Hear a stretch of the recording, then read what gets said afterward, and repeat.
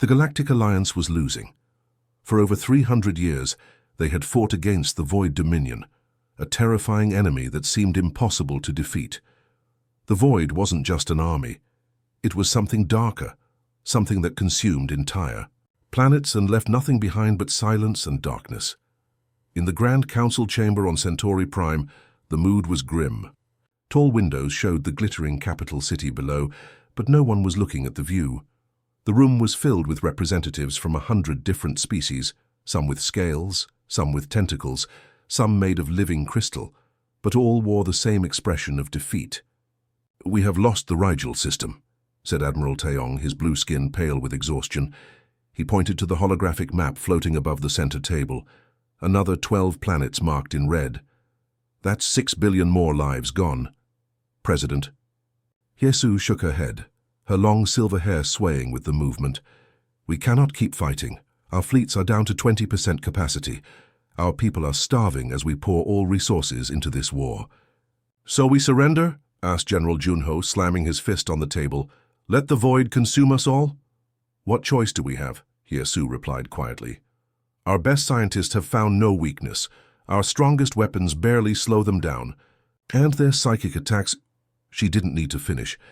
Everyone knew how the Void's mental assaults drove entire populations to madness or despair before the physical attack even began. The room erupted into arguments. Some demanded one last stand.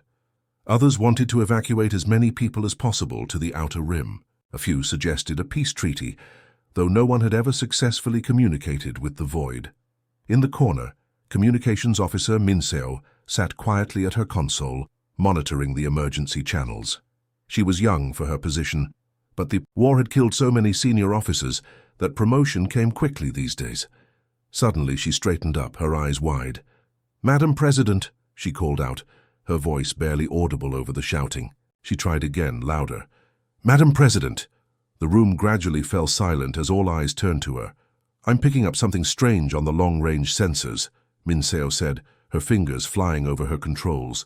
"Multiple objects entering Alliance. Space from Sector 47. General Junho frowned. "Sector 47? There's nothing out there except—" His face changed as he remembered. "Except that primitive planet we quarantined centuries ago. Bringing it on screen now," Minseo said. The holographic map changed, zooming in on the empty sector. But it wasn't empty anymore. Hundreds of ships were moving through space, arranged in perfect formation. They were unlike any vessels the Alliance had ever built. Some sleek and fast-looking, others massive and heavily armored. All of them were heading straight for Alliance space. Are they from Earth?" someone whispered. "Earth.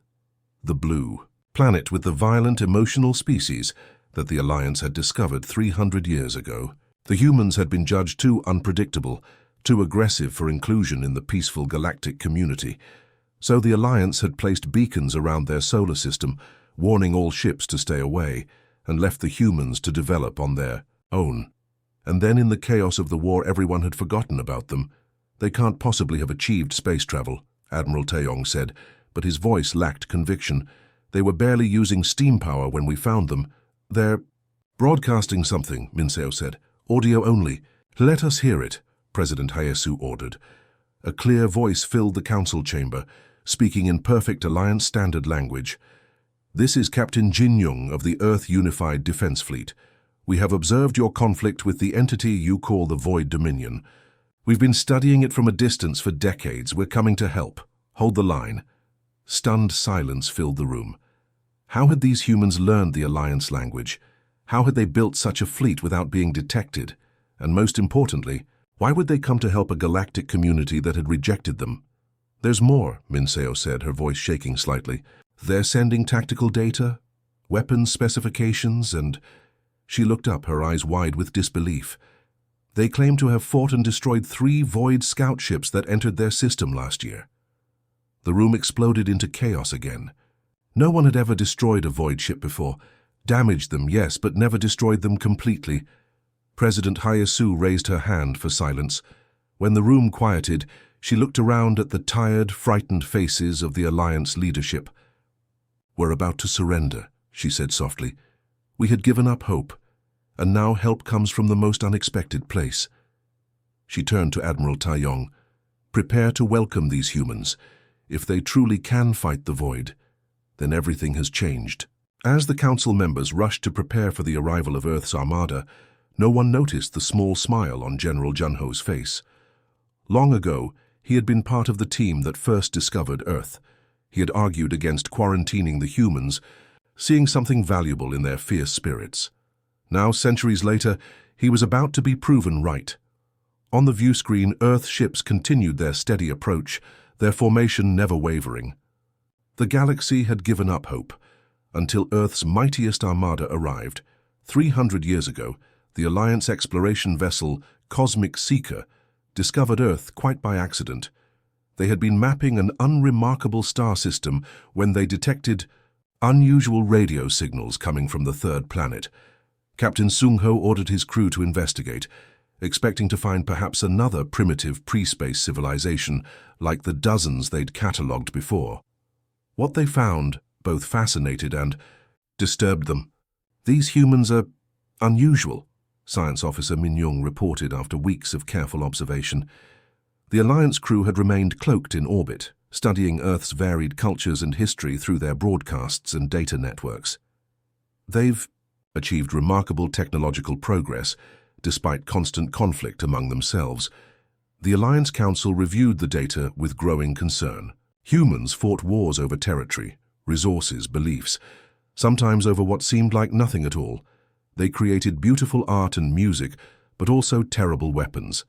They showed extraordinary kindness to each other, but could turn to cruelty. In an instant. Too unpredictable was the final verdict. Too dangerous for contact at this stage of their development. And so Earth was classified as a quarantine world. Beacons were placed at the edge of the solar system, warning all Alliance ships to stay away. Earth would be checked on in another millennium or so, to see if humans had either destroyed themselves or matured enough for galactic citizenship. Then came the void, and Earth was forgotten. But the humans had not forgotten that brief moment, when strange lights appeared in their skies. Most people dismissed the sightings as natural phenomena, but some governments knew better. Secret agencies around the world had detected the alien ship, had even managed to track its movements. And when the ship departed, leaving behind strange energy signatures at the edge of the solar system, humanity realized they were not alone, and possibly not welcome. "They're watching us," said General Lee during a classified UN meeting in 2087. "And they've put up some kind of barrier around our system. The nations of Earth for once found common ground. If there were aliens out there who saw humanity as a threat, then humanity needed to be ready." The Earth Defense Initiative began as a secret collaboration between former rivals. Scientists from different countries shared research instead of hiding it. Military leaders who once planned for war against each other now planned for defense against something much bigger. By 2150, Earth had colonies on Mars and the Moon, and ships venturing into the outer solar system. By 2200, they had broken through the barrier, carefully, quietly, sending only unmanned probes at first. What those probes discovered changed everything. A vast galactic civilization existed beyond their solar system, and it was at war with something terrible. The probes recorded distant flashes of battle, intercepted fragmented communications about the void and lost sectors. Humanity realized they were witnessing the possible end of galactic civilization. Commander Jiwoo Park stood on the bridge of the EDS Phoenix, the largest ship ever built by human hands. Through the massive view screen, she could see hundreds of other vessels gathering. The combined might of Earth's nations and colonies, united for the first time in human history. "Final ship check," she ordered, her voice calm despite the weight of responsibility. Her second-in-command, Commander Taiho, nodded and began calling out to the fleet. "America's division report. All systems green," came the reply from the flagship Liberty. "Eurasian division? Ready and standing by," from the massive carrier New Dawn. "African coalition? Weapons hot, shields at maximum," from the sleek Battle. "Cruiser Savannah. Pacific Alliance? Formation complete, all ships reporting ready," from the technological marvel Rising Sun. The roll call continued until all Earth ships had confirmed their readiness. It had taken decades to build this fleet, combining technologies reverse-engineered from the Alliance beacons with humanity's own innovations. Ships that could bend space, weapons that could pierce the strongest shields, and most importantly, defenses against the strange psychic attacks that the Alliance communications mentioned. Park turned to the special observer on her bridge, Professor Jaya, head of the Xenopsychology Department, who had spent her life studying the intercepted Alliance communications. "Will they listen to us?" Park asked quietly. Jaya shrugged. "They quarantined us because they thought we were too violent. Now we're showing up with the biggest fleet we could build. But what choice do we have?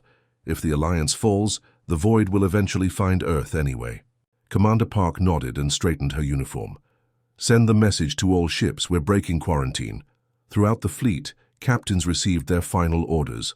Earth was about to announce itself to the galaxy, not as a humble applicant for membership, but as a potential savior. As the fleet approached the jump point that would take them to Alliance space, Park addressed her crew one last time. "We don't know exactly what we're facing. We don't know if the Alliance will welcome our help or see us as another threat. What we do know is that something is consuming worlds out there, and it won't stop until it reaches Earth. We go not just to help others, but to protect our own future." She paused, looking at the faces around her. People from every corner of Earth working together. The old divisions that once defined humanity, nation against nation, ideology against ideology. Those don't matter anymore. Out there, we are just humans, and today humanity enters the galactic stage. The jump engines powered up across the fleet, creating tears in space itself. One by one, Earth's ships vanished into the blue-white light. In the Alliance Council chamber on Centauri Prime, alarms blared as sensors detected hundreds of unknown vessels entering Alliance space from the quarantine sector. And then came the message, transmitted in perfect Alliance standard. The Alliance commanders gathered around the holographic display, their faces tense with worry. For 300 years, they had fought the Void Dominion and never once seen a successful offensive. Now they watched as the human fleet, ships smaller and technologically simpler than their own, flew directly toward a Void battle group. "They're going to be slaughtered," whispered Admiral Yuna, her iridescent scales reflecting the blue light of the display. "We should warn them to keep their distance." General Junho, who had been quiet until now, shook his head. "Let them try their way. First, we've tried everything else." The first engagement between humanity and the Void took place near the Proxima star system. 7 human battleships against 3 Void destroyers. The Alliance commanders expected it to last minutes at most. It lasted hours. "How are they doing?" "This?" asked President Hayasu, leaning forward to study the battle more closely. The human ships were moving in patterns the Alliance had never considered, flying dangerously close to the Void vessels, executing tight maneuvers that put immense strain on their hulls, firing weapons at point-blank range. "Look there," pointed Communications Officer Minseo. "They're taking hits, but their crews aren't collapsing." That was perhaps the most shocking part. Whenever the Void attacked Alliance ships, their psychic weapons would hit first, waves of terror and despair that left crews paralyzed or driven to madness. It was why Alliance tactics always emphasized keeping maximum distance. But the humans seemed unaffected. After the battle, when the smoking remains of the Void destroyers drifted through space and not a single human ship had been lost, Admiral Do-hyun Kim of the Earth vessel, Intrepid, agreed to come aboard the Alliance flagship for a debriefing. He was shorter than most Alliance members expected, with calm eyes and a small scar above his right eyebrow. He walked onto the Alliance bridge without apparent awe at the advanced technology surrounding him. "How?" asked President Hayasu simply. "How did your people resist the Void's psychic attack?" Admiral Kim looked confused for a moment. "The strange feeling, like something trying to get inside our heads?" He shrugged. "We felt it, but it wasn't anything special." The room fell silent. "Not special," echoed Admiral Taeyong. "It drives our people to madness or catatonia. Entire colonies have surrendered without a fight because of it." Admiral Kim frowned, thinking, "Our scientists have a theory. Humans evolved on a planet with constant threats and challenges. Our history, is full of horrors we inflicted on each other. War, plague, disaster. We've developed a kind of psychological callus. We feel fear, yes, but we function through it. The Alliance leaders exchanged glances. This wasn't just an advantage, it was a game changer. Over the next few weeks, human fleets engaged the Void across multiple fronts, and each time the pattern was similar. Human ships would take damage, sometimes heavy damage, but they would press on, fighting with an intensity the Alliance had never witnessed. Then came the Battle of Arcturus. Admiral Kim's flagship, the Intrepid, led a mixed human Alliance fleet against a Void mothership, one of their largest vessels. The battle was going well until a direct hit crippled the Intrepid's main engines. "Pull back," ordered President Hee-Soo from the Alliance Command Center. "Admiral Kim, your ship is too damaged to continue." Through the crackling communication channel, they heard Kim's calm reply, "We're not done yet." What happened next became legend across the galaxy. The Intrepid, trailing debris and venting atmosphere, altered its course directly toward the Void mothership. At the same time, something unexpected began broadcasting on all frequencies. Music. Powerful, stirring music, with human voices singing in unison. "What is that?" asked Minseo, listening intently. "They call it Battle Hymn of the Republic," answered General Junho, who had been studying human culture. "An ancient war song from one of their nations." The music swelled as the crippled Intrepid picked up speed. The Void mothership, seemingly confused by this tactic, tried to move away, but too late. The human ship slammed into a critical section of the much larger vessel, and both erupted in a blinding explosion. For a moment, there was silence on the Alliance Command Center. Then, they saw it, something no one had witnessed in 3 centuries of war. The remaining Void ships were breaking formation, pulling away, retreating. "They're running," whispered Admiral Yuna, disbelief in her voice. "The Void is actually running away." The Alliance officers stood in stunned silence, watching as the Void fleet jumped to hyperspace, leaving the battlefield. "Did you see what happened just before impact?"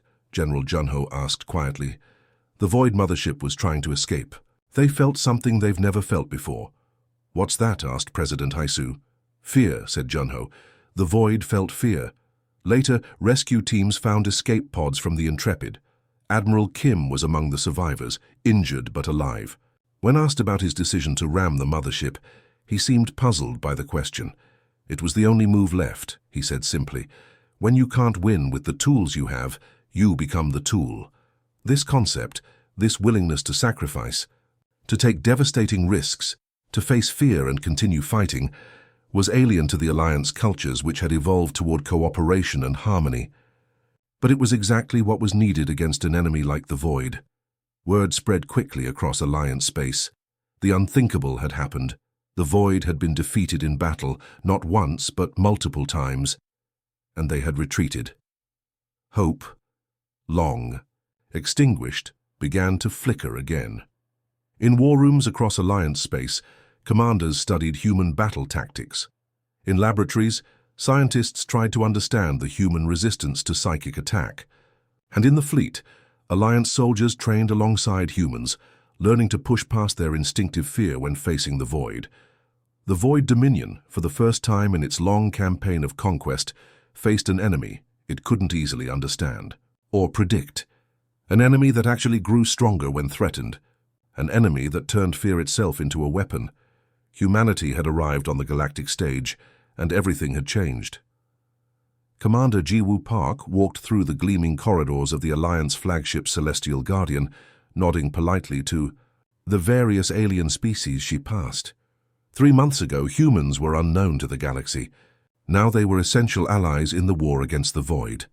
She entered the central war room, where officers from a dozen different species gathered around a massive holographic display showing fleet movements. In the corner stood Cathal, the Alliance's most respected battle strategist. Cathal was unlike anything Park had seen before coming to Alliance space. Nearly 7 feet tall with a hard exoskeleton in shimmering blue-green, 4 arms, and compound eyes that seemed to look everywhere at once. His species, the Zillari, were known for their mathematical genius and perfect memory, and also for their blunt honesty. "Commander Park," said Cathal, his translator converting his clicking speech into human language. "Your ship captains continue to ignore standard formation protocols." Park suppressed a smile. This had become a regular debate between them. "They're not ignoring them, Cathal. They're adapting them to fit the situation. Adaptation without notification causes confusion," Cathal replied. "The Vega squadron nearly collided with your ships during the last engagement." "But they didn't," Park pointed out, "and the unexpected movement confused the Void ships too, which gave us the opening we needed." Cathal's antennae twitched in what Park had learned was frustration. When humans first arrived, Cathal had been openly dismissive, calling them primitive and undisciplined. He had studied the historical records from when Earth was first discovered, and concluded that humans were too aggressive and unpredictable to be useful allies. The successful battles against the Void had forced him to reconsider, but old opinions died hard. "Perhaps," Cathal began carefully, "I could better understand human tactics if you explained the thought process behind them." This was new. Usually their conversations ended with mutual frustration. "I'd be happy to," Park said. "Why don't we go to the simulation deck and I can show you?"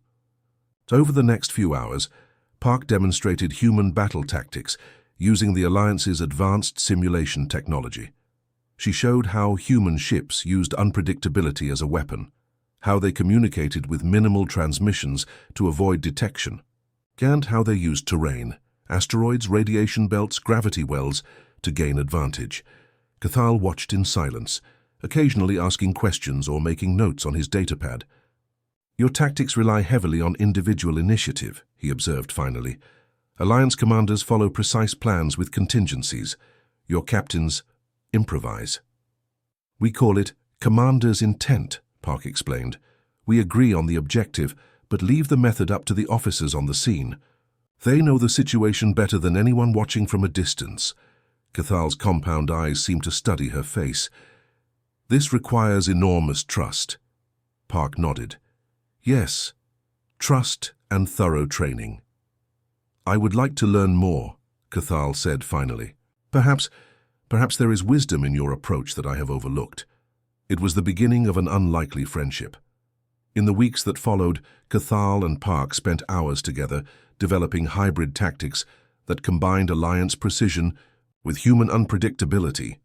Other Alliance officers began to join their sessions, eager to learn from the humans who had achieved what seemed impossible, making the Void retreat. Meanwhile, across the massive Alliance station, another exchange was taking place. Dr. Unha Lee stood in the medical research lab, surrounded by Alliance scientists from species she was still learning to identify. She had been a neuropsychologist on Earth, specializing in trauma and fear responses.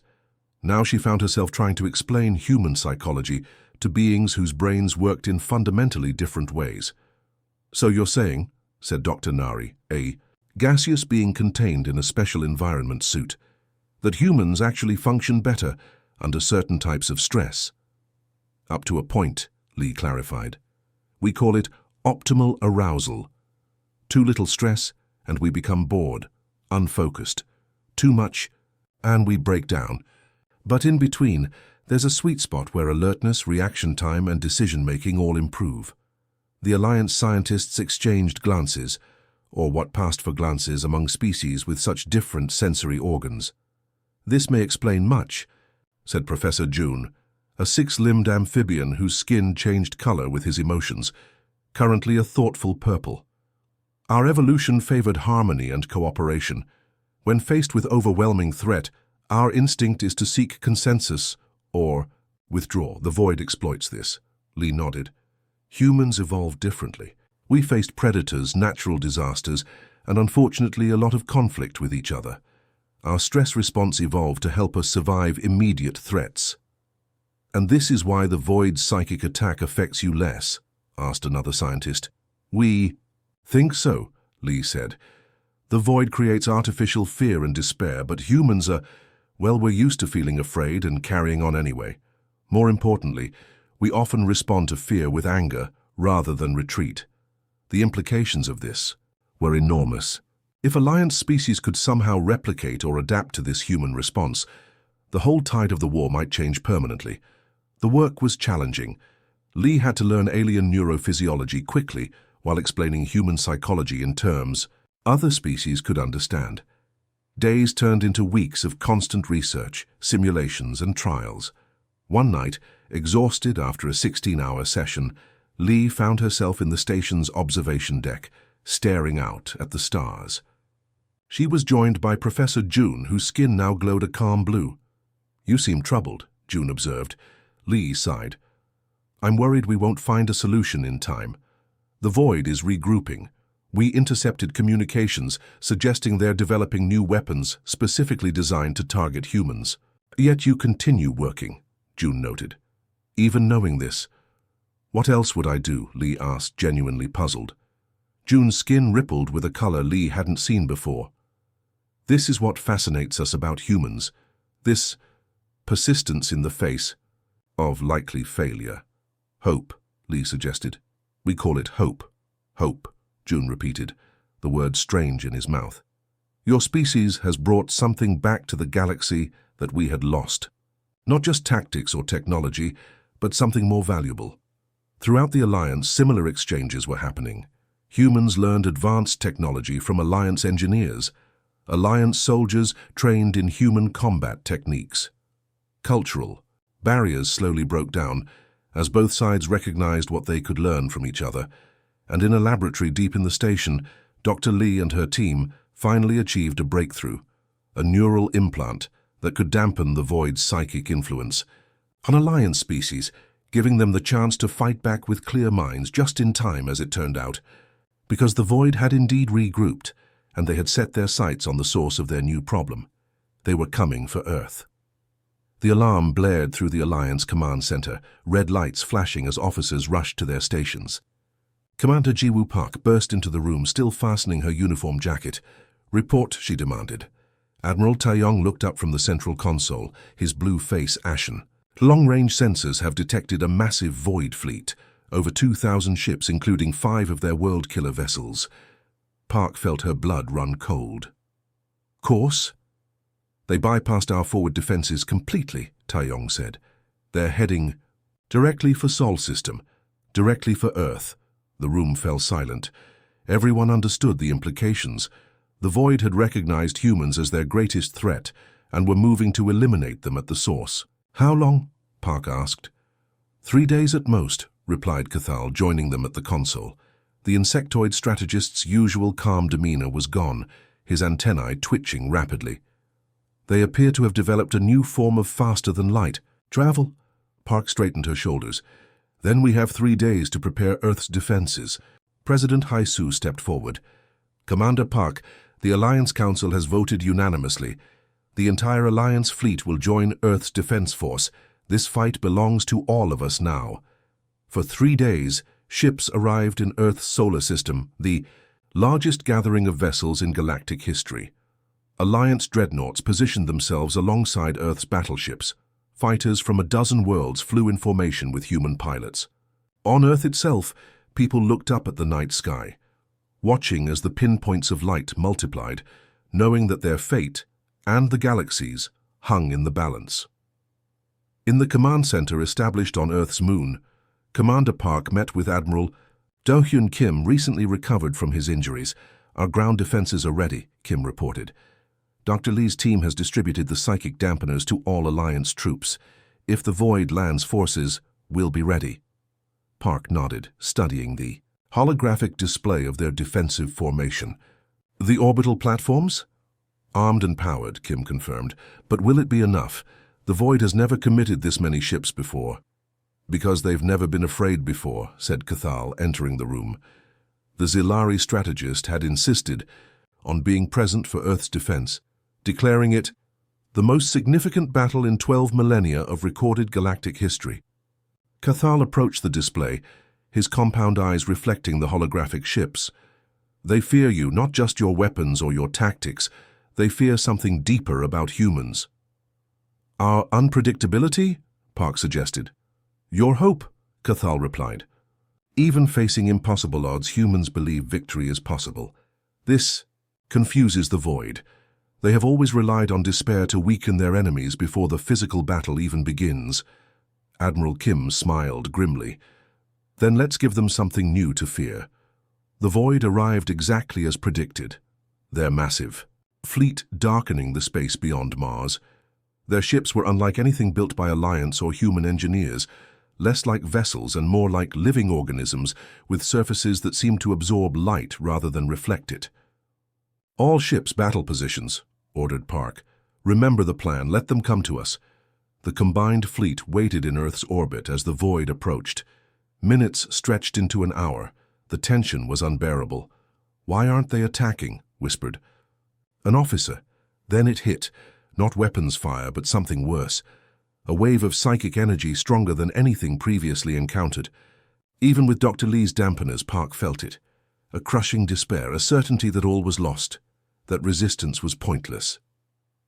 On the communication channels, some Alliance captains cried out in pain. Several ships drifted out of formation as their crews struggled to maintain control. "They've been developing this weapon," gasped Cathal, his exoskeleton trembling with the effort to resist. "Specifically for this moment." Park gripped the edge of the console, forcing herself to breathe. "All human ships activate countermeasure Omega, now." Across the fleet, human captains activated a system developed by Dr. Lee's team, a broadcasting network that connected not just to the Alliance ships, but to Earth itself. And then something extraordinary happened. From Earth, a wave of mental energy rose to meet the Void's attack, not from machines or weapons, but from billions of human minds. Every person on the planet had been connected through emergency broadcast systems, united in a single purpose: defiance. It wasn't coordinated or organized. It couldn't be with so many individuals involved.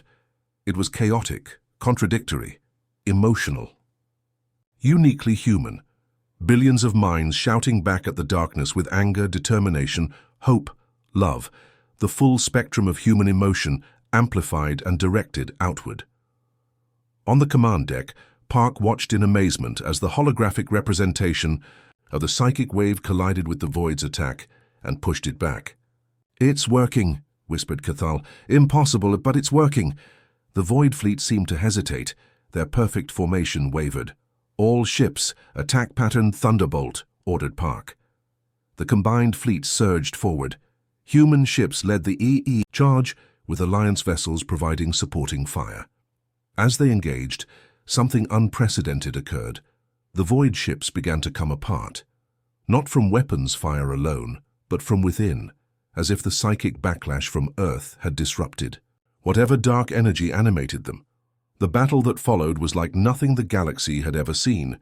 Human captains executed maneuvers that defied conventional physics. Alliance gunners found that their weapons, when fired in the wake of the psychic wave, penetrated void shields that had previously been impenetrable. And at the center of it all was the Earth, glowing blue and green below them, its billions of inhabitants still mentally linked, still projecting that chaotic wave of defiance. 4 hours later, it was over. The might of the Void Dominion, the terror that had stalked the galaxy for centuries, had been broken. Their ships were scattered debris, their psychic presence extinguished. In the aftermath, as damage reports came in and rescue operations began, Commander Park found herself on the observation deck of the lunar base with Cathal and President Yesu, looking out at the Earth. "We need to understand what happened," Yesu said quietly. "How did your people do this?" Park shook her head. "I'm not sure we fully understand it ourselves. Dr. Lee has theories about collective consciousness, about how emotions can sync across populations in moments of extreme stress. But honestly, I think it was simply that when faced with extinction, humans refused to go quietly." Cathal's antennae moved in what Park now recognized as respectful acknowledgement. "When the Alliance found Earth centuries ago, we saw only the danger in your species, your capacity for violence, your emotional unpredictability. We failed to see that these same traits, properly channeled, could save us all." 1 month later, in the Great Council Chamber on Centauri Prime, Earth was formally welcomed into the Galactic Alliance. Commander Jiwoo Park stood before representatives of 1,000 worlds as President Hesu placed the Medallion of Galactic Citizenship around her neck. "The people of Earth do not come to the Alliance as junior members," Hesu announced to the assembled dignitaries. They come as honored defenders of the galaxy who faced the greatest threat in our history and prevailed where we could not. When it was Park's turn to speak, she looked out at the diverse gathering, beings of every shape, size, and form of consciousness imaginable. Today marks not just Earth's entry into galactic society, she said. It marks a new understanding between all our peoples. The Void nearly conquered this galaxy, not through superior technology or numbers, but by exploiting our fears and differences. They failed because in the end we stood together. She paused, making eye contact with Cathal and Dr. Lee in the front row. Humans have much to learn from the Alliance. Your technology, your knowledge, your ancient wisdom. But perhaps we have something to offer in return. A reminder that victory isn't achieved through strength alone, but through what diverse species can accomplish when fear is replaced with hope. As the chamber erupted in applause, Park looked up at the holographic display showing Earth, no longer quarantined, no longer forgotten, but now a shining beacon in a galaxy that had rediscovered hope.